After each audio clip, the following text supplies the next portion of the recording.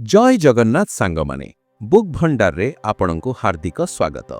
आज आमे कथा हेबा sapiens a brief history of human kind बा युवन लोआ हरारी बही विषय रे।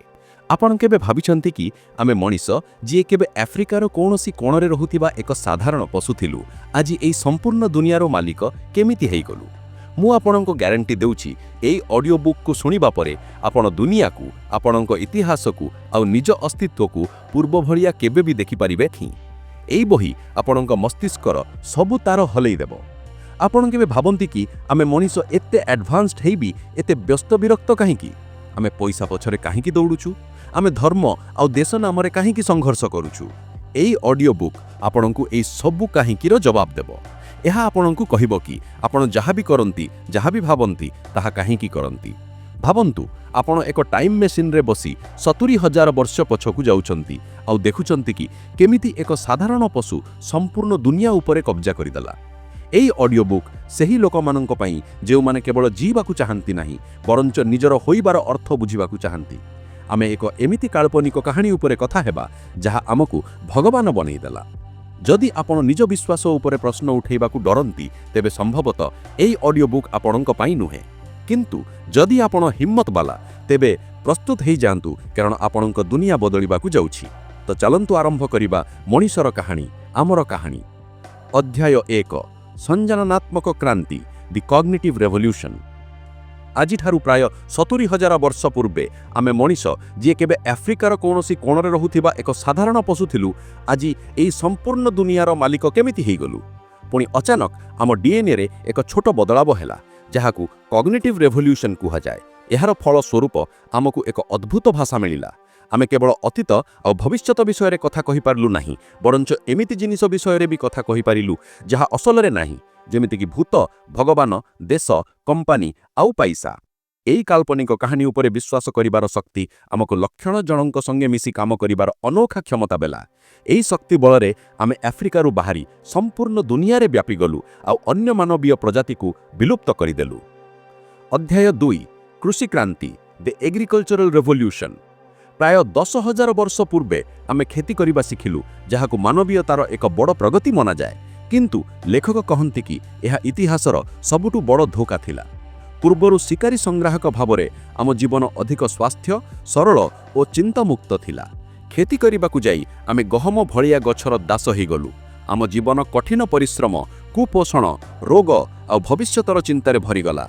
संपत्तिर धारणा जन्म नेला जोथिरु राजा कृषक भलिया वर्ग सृष्टि हेला आ शोषण आरंभ हेला। आमे स्वाधीनता हरे एक आरामदायक जालरे फसीगलु।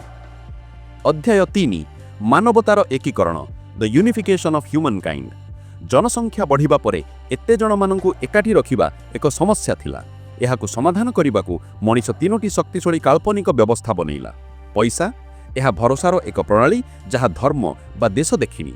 एहा व्यापार को सहज करी संपूर्ण दुनिया को जोड़िला।